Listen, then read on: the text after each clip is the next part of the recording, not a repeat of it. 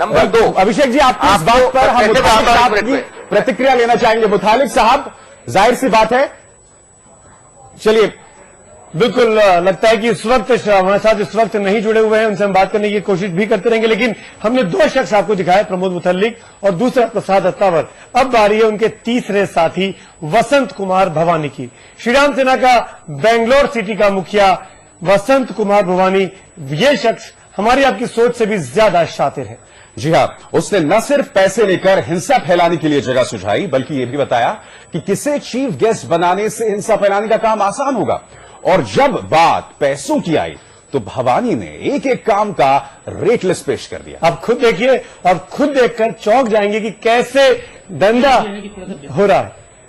तो मेरी जो प्रदर्शनी में बेवजह हिंसा फैलाने के लिए प्रमोद मुथालिक से बात पक्की होने के बाद हमारी मंजिल था बैंगलोर शहर, जहां प्रमोद मुथालिक का सबसे खुराफाती साथी और श्रीराम सेना का बैंगलोर सिटी प्रमुख वसंत कुमार भवानी रहता है।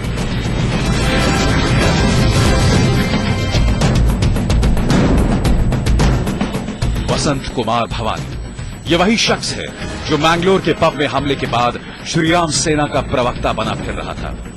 वैलेंटाइन डे के दिन जब कुछ लोगों ने प्रमोद मुथालिक के चेहरे पर कालिख पोती थी, तब श्रीराम सेना की ओर से जवाबी हमला बोलने वाला भी भवानी ही था। भवानी ठीक ठाक पैसे वाला है और प्रमोद मुथालिक का सबसे खास भवानी ही है। भवानी के बारे में खुद मुथालिक ने बताया कि हिंसा फैलाने जैसे काम में भवानी बहुत माहिर है। नहीं, एक बार वहाँ के हमारे प्रेसिडेंट है बेंगलोर वो भी बहुत स्ट्रॉन्ग है, आपसे परिचय होगा। अब आप जान गए होंगे कि मुथालिक और श्रीराम सेना के लिए कितनी अहमियत रखता है भवानी।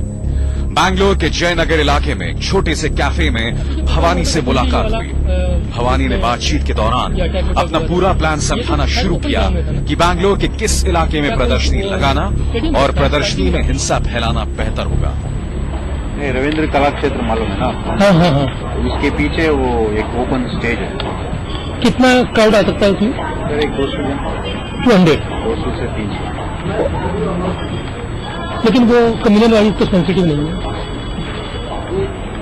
कम्युनल वाइज भी सेंसिटिव है। क्यों सेंसिटिव है बोले तो उधर से मार्केट बहुत नजदीक है। City market. हाँ, तो फिर तो उधर मुस्लिम एरिया जाना। वो जगह बहुत अच्छा है आपके लिए। शिवाजी नगर से भी बहुत अच्छा सूट होगा, क्यों आप डिस्प्ले भी कर सकते हो उधर। और बगल में बहुत से मुस्लिम पॉपुलेशन ज्यादा है। भवानी अच्छी तरह से जानता है कि किस इलाके में हिंसा फैलाना आसान है। कला प्रदर्शनी के नाम पर हिंसा फैलाने की बात हो रही थी और वसंत कुमार नाम का ये शातिर अब हमें ये समझा रहा था कि जिस इलाके में वो हिंसा फैलाना चाहता है उस जगह का फायदा क्या है। मार्केट में तो है, लेकिन वो कमर्शियल एरिया ज्यादा पड़ जाता है। बस आपका जो थिंकिंग है ना उसके लिए सूट हो जाता है। मेरी प्रोफाइल को सूट करता है। बहुत सूट करता है। शिवाजी नगर से ज्यादा सूट करता है। शिवाजी नगर एक रिमोट एरिया हो गया, ये फ्लोटिंग ज्यादा है। शिवाजी नगर किया तो लोगों को ये लगेगा कि वहाँ पर एजुकेटेड क्लास नहीं है, वहाँ क्यों कर रहा है। सिटी मार्केट में किया तो आपका आइडिया के लिए और ये कॉन्सेप्ट के लिए मैच होगा। उसका अप्रूवल करके इलिटरेट कोई आके आपका गैलरी तो देखने वाला नहीं है।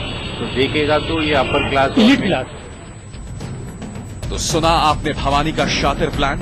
भवानी को पता है कि जहां अपर क्लास के लोगों की भीड़ होगी वहां तोड़फोड़ करने में ज्यादा सुर्खियां मिलेंगी। भवानी जिस जगह पर हिंसा फैलाने की बात कर रहा था उसका एक और फायदा था। भवानी जानता था कि ऐसी जगह पर पूरी तैयारी के साथ हिंसा फैलाने के बाद भी किसी को शक नहीं होगा कि सब कुछ पहले से तय था। अपर क्लास जो वो लोग ही देखेंगे, तो अपर क्लास को आप शिवाजी नगर में रखेंगे तो आपको कौन आएगा? ये प्री प्लान देखेगा सब शिवाजी नगर में। अगर हाँ एक बात से अगर एक डायरेक्शन से अगर सोचेंगे तो सही बात है, लेकिन उसको ज्यादा हवा नहीं मिलेगा। हाँ, लोगों को कहीं एक लग सकता है कि कहीं कि अंडर टेबल कोई अलायंस है।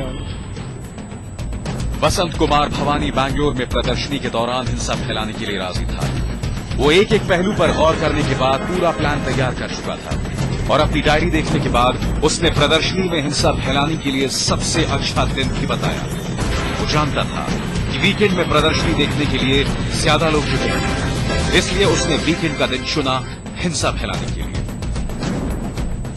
वसंत कुमार भवानी की बातों से आप समझ सकते हैं कि बैंगलोर में दंगा भड़काना उसके लिए मामूली सी बात है। वो गारंटी दे रहा था काम की, बशर्ते कि उसे मनचाहा दाम मिले। पुष्प शर्मा के साथ आज तक ब्यूरो।